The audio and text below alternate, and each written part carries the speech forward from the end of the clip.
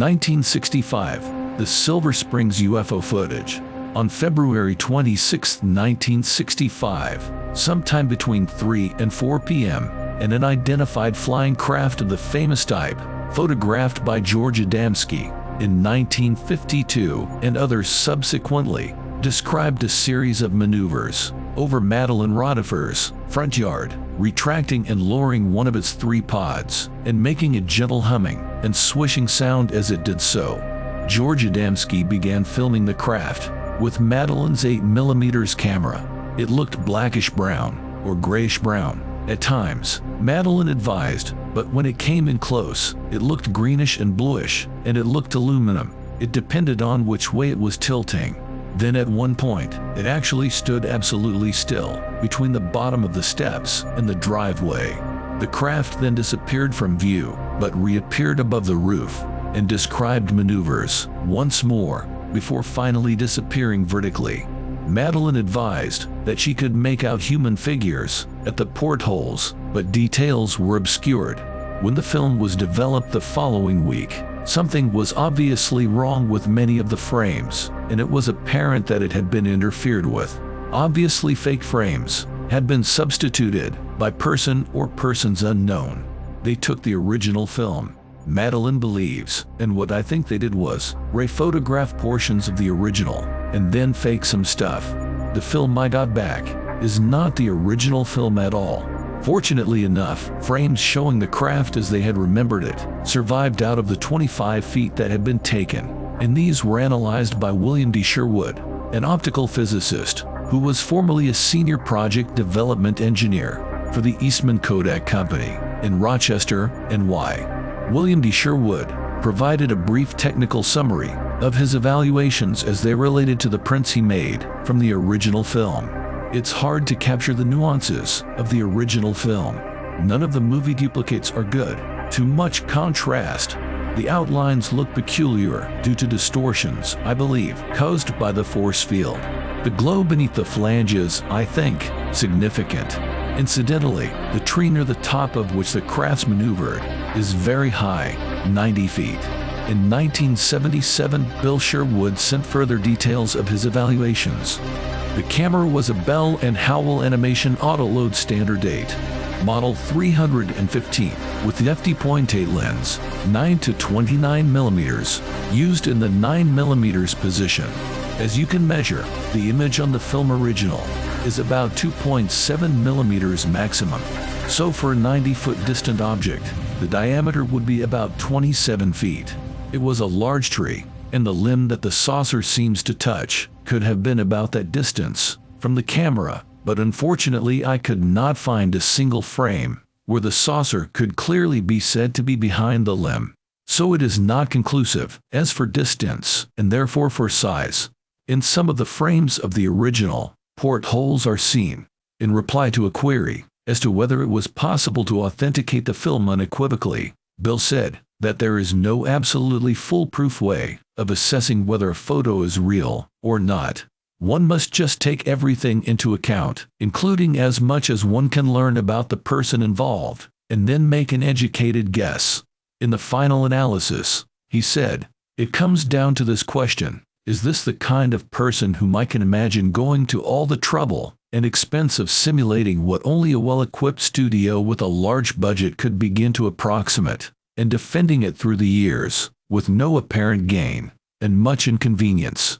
One of the peculiarities of the film is that the outlines of the craft look peculiarly distorted at times.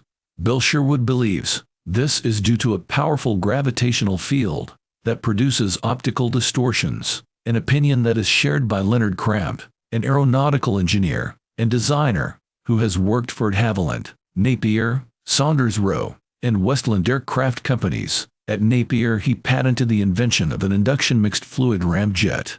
In his pioneering book, Peace for a Jigsaw, Cramp proposed a theory to account for this peculiar effect.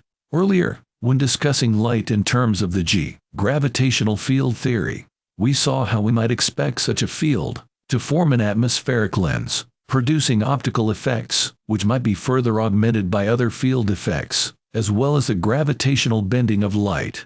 Now it follows that if there would be a local increase in atmospheric pressure due to a powerful G field, then similarly we could expect a decrease in atmospheric pressure to accompany a powerful R repulsion field. And again, we would not be surprised to find optical effects. We can now say, while a G field might produce optical magnifying properties, an R field could produce optical reducing properties.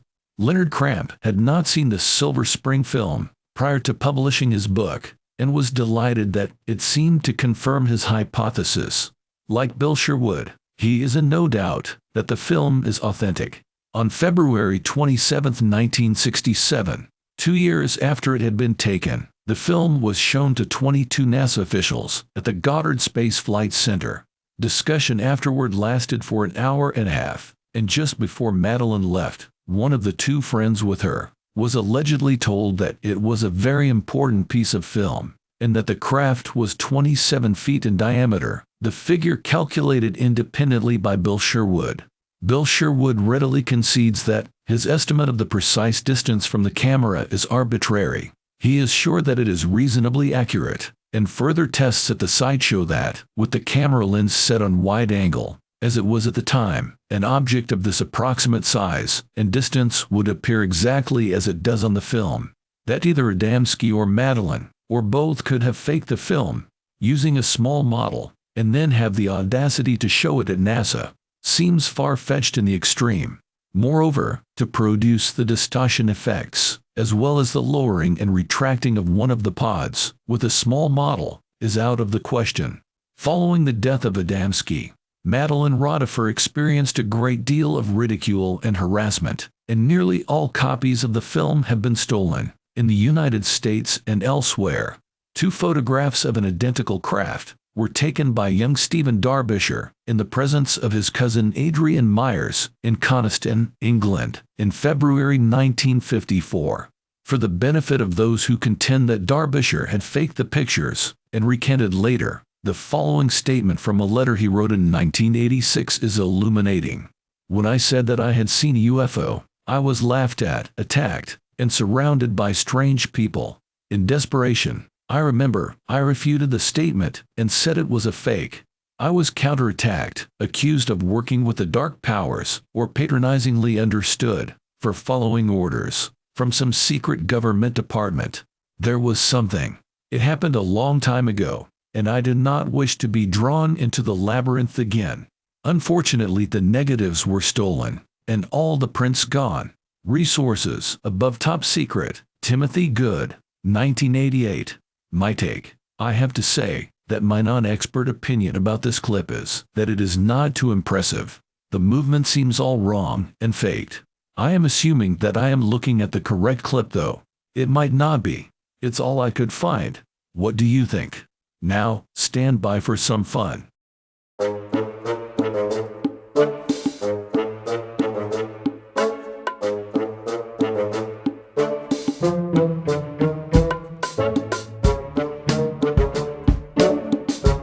Don't forget to sign up for our Patreon page. Members get early access to videos, ad-free, and you can see content you can't see anywhere else.